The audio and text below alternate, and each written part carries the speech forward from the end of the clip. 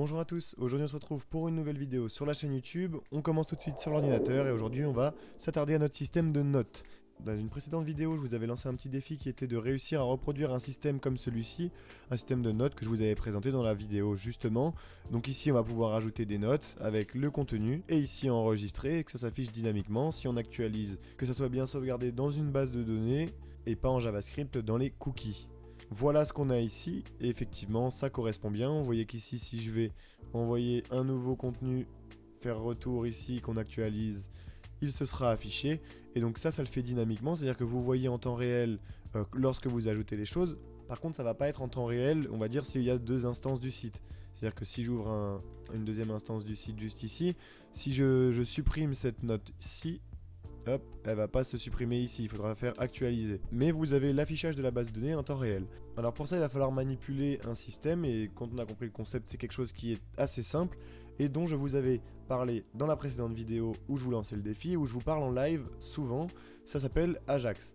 Alors Ajax, qu'est-ce que c'est? C'est pas déjà un langage de programmation, c'est juste un terme. Et c'est un terme qui va parler de l'interactivité.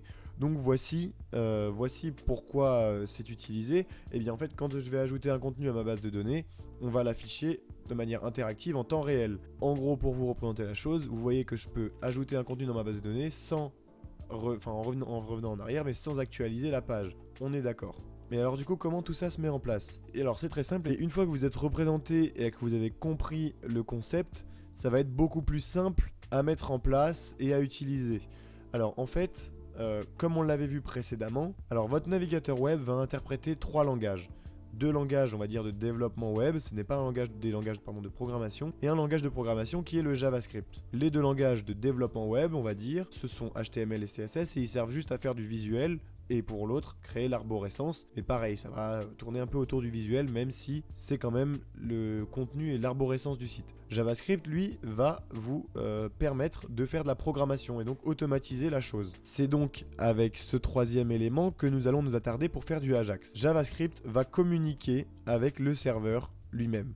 Et alors d'un côté, on se dit, c'est pas un peu dangereux de communiquer de côté client avec le serveur parce que du coup on peut pas mettre dans le JavaScript des informations sensibles vu qu'ils sont à la portée du client. Si, mais on va le faire d'une manière assez spéciale. C'est une manière où en fait on va aller avec notre JavaScript sur le fichier PHP.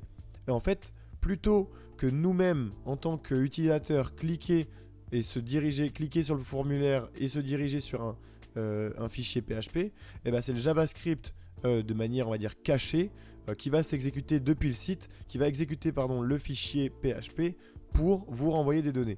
J'espère que vous comprenez un peu avec le schéma qui s'affiche à l'écran, mais c'est comme ça que ça se comporte. Alors du coup, pour le mettre en place, on va avoir plusieurs moyens. On peut le faire en native JavaScript avec XHR, je crois que c'est.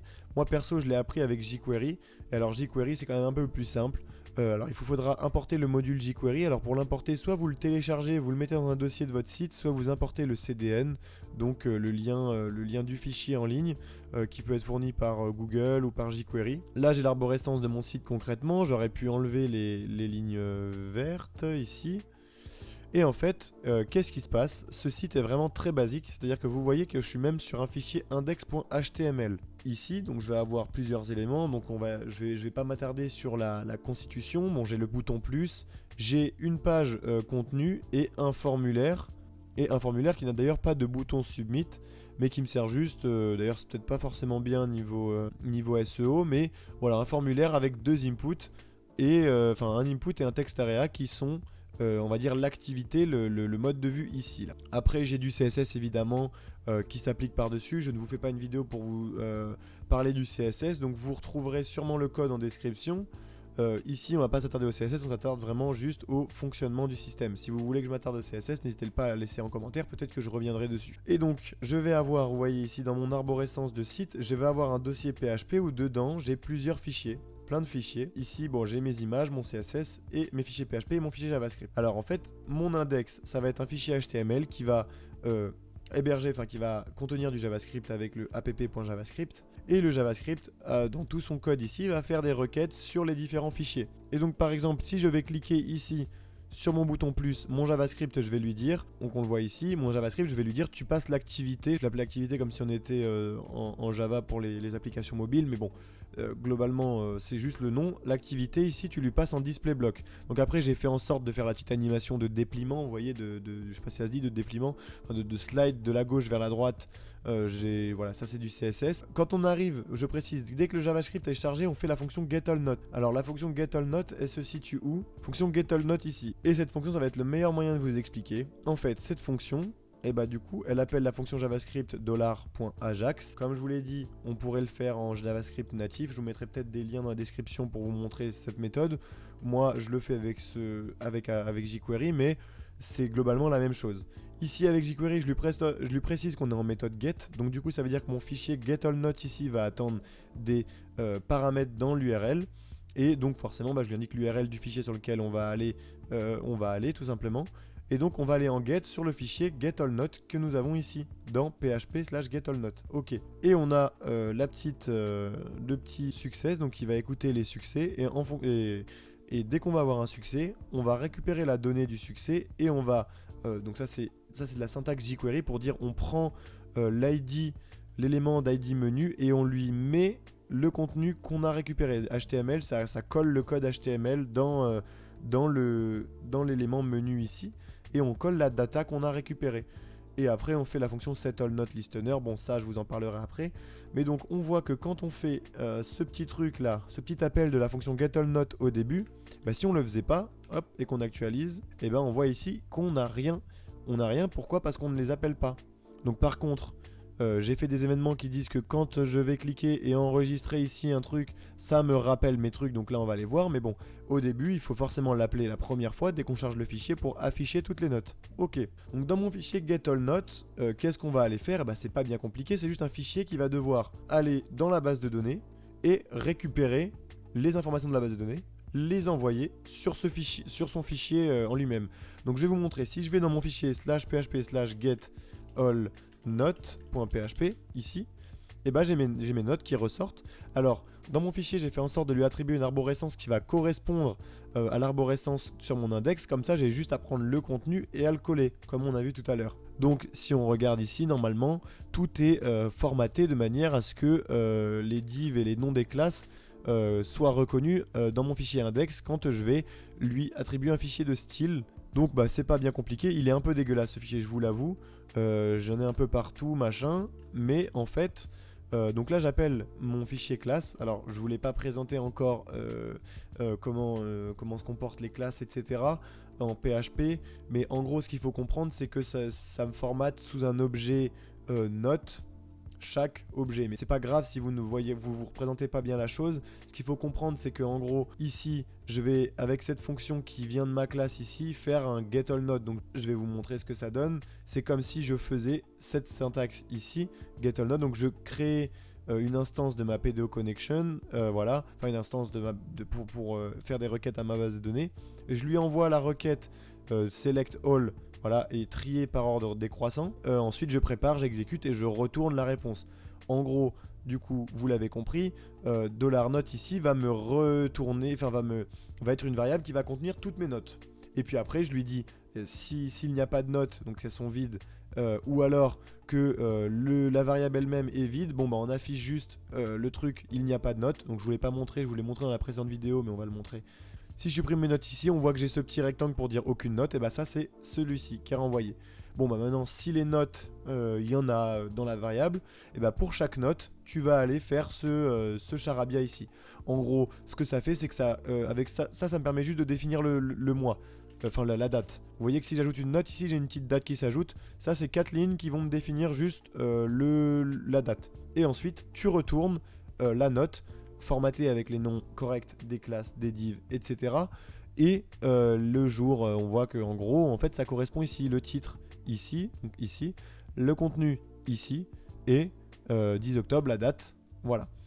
Donc c'est ce que fait mon fichier getAllNote. Et donc le fichier getAllNote, quand on va lui faire une requête dessus avec notre JavaScript, et du coup après il va coller le contenu que je viens de vous montrer dans notre fichier index ici, qui est un HTML on le rappelle, et il va le coller. Et donc c'est pour ça que vous voyez que quand on actualise ou qu'on ajoute une note, etc., et bien toutes mes notes apparaissent ici.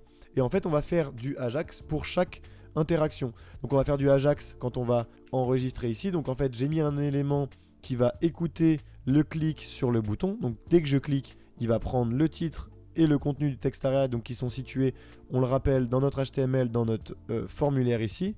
Et donc quand je reviens, il va coller, enfin il fait une requête pour aller mettre ces deux données dans la base de données. Comment il fait cette requête? Il l'a fait en Ajax également. Ici, fonction addNote, titre contenu, on fait un await, enfin, on fait un $post, donc c'est du Ajax aussi, c'est juste que la fonction s'appelle post parce que là on le fait directement avec la fonction, une fonction qui a été prévue pour exécuter uniquement des posts.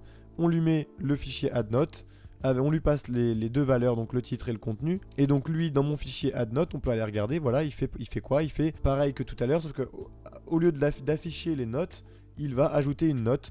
Donc ici, on récupère le titre, on les met bien en HTML special chars pour éviter les injections JavaScript dans la base de données. Et ensuite, si le titre et le contenu voilà, sont corrects, on les envoie dans la base de données avec la même syntaxe que tout à l'heure, depuis la classe, depuis la fonction statique de la classe qui nous sert à ajouter la note à la base de données. Et voilà, en fait c'est tout simple, c'est juste que toutes les interactions vont être traitées en JavaScript et en JavaScript, on va lui dire tu fais les requêtes sur les fichiers pour que les fichiers en eux-mêmes envoient les données sur la base de données. Il faut savoir que ça soit du post ou que ce soit du get, les données sont tout de même pas sécurisées. Si je m'en vais créer un faux navigateur, enfin créer un système qui va poster depuis l'extérieur des données sur mon PHP addNote, et bah, ça fonctionnera parce que j'ai pas mis de système de session. Mais c'était juste pour vous montrer comment aborder un peu la chose et pour vous montrer voilà, le Ajax, comment ça fonctionne. Donc là après c'est des systèmes un peu plus compliqués parce qu'à chaque fois il fallait imaginer les différentes fonctionnalités, mais la construction des requêtes et de l'ajout et des interactions avec la base de données se fait comme ça. C'est JavaScript qui va avoir recours à un fichier PHP et le fichier PHP va communiquer avec la base de données et renvoyer des données au JavaScript qui va nous les afficher. Voilà comment ça se comporte. Donc je vous mettrai le code en description sûrement. Je vais vous expliquer aussi un petit système. Il faut préciser aussi, eh bien en fait, il faut que sur chaque, j'ai créé un petit système voilà, pour supprimer ou modifier. Donc là on peut modifier. Bon bah après c'est la même chose mais qui est arrangé de manière à ce que ça fasse la fonctionnalité qu'on souhaite. Donc pour supprimer, bah, c'est pas compliqué. On a une requête Ajax également qui va écouter le bouton supprimer. Donc à chaque fois j'ai créé une fonction qui s'appelle setAllNoteListener. Et donc il faut le préciser, mais à chaque fois qu'on va ajouter une note ou qu'on va rafficher la base de données, eh bien en fait il faut remettre des écouteurs sur les nouveaux éléments qui viennent d'arriver. Parce que à chaque fois, les éléments, si on n'en mettait pas de nouveaux, à chaque fois qu'on met des nouvelles notes, elles ne vont pas avoir ces paramètres ici puisque on n'a pas d'écouteurs sur les boutons de ces nouvelles notes. J'espère que vous comprenez un peu le concept. Je vous mets le code en description, je vous invite fortement à le tester chez vous, à expérimenter, voir comment ça fonctionne. Je ne dis pas, hein, le code n'est pas forcément le meilleur, le plus approprié, peut-être qu'il y a des petits bugs qui se sont glissés à des endroits, c'est totalement possible, mais je voulais une vidéo de ce genre pour vous introduire le Ajax. Et il faut savoir que c'est une méthode qui va qui est très utile et qui va presque devoir être récurrente dans vos projets. C'est vraiment quelque chose de super important. Je trouve que les formulaires, quand on a un formulaire et qu'on doit envoyer le formulaire et que ça nous réactualise la page et tout ça, et ça crée ça crée une séparation, je veux dire, du côté spectateur, du côté client. Ça crée une certaine frustration. On va dire que c'est un peu comme... On va dire que c'est un peu de l'UI, de l'UX, surtout de l'user experience. Du côté user experience, c'est pas forcément le plus optimisé.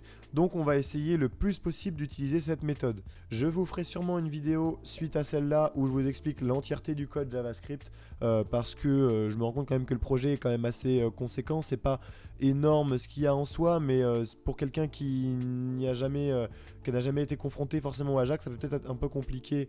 Donc je préférais faire d'abord cette vidéo où je vous parle de comment ça fonctionne et ensuite je vous montrerai en détail chaque partie du code. On ne reviendra pas sur le HTML et sur le CSS, à part si vous le voulez, vous le souhaitez réellement et que je vous explique certaines fonctionnalités, etc. Sinon, ça peut se passer sur le serveur Discord. Vous pouvez créer des posts maintenant. On a transformé les catégories en forum. Et donc, si vous avez des questions, n'hésitez pas à les poser sur le serveur Discord ou dans les commentaires. Peut-être que je pourrai y répondre. En tout cas, je vous remercie d'avoir suivi cette vidéo. N'hésitez pas à vous abonner, à liker si ça vous intéresse, si vous trouvez que le contenu est de qualité. Le but, c'est que vous développiez des compétences et que vous arriviez à comprendre et à faire des vrais projets et que je puisse vous aider à prendre ces compétences et à savoir faire de plus en plus de choses. Je vous remercie d'avoir regardé cette vidéo. N'hésitez pas à vous abonner, liker et à la partager si vous l'estimez qu'elle vaut la peine. Et on se retrouve vendredi prochain pour une autre vidéo. A bientôt. Au revoir.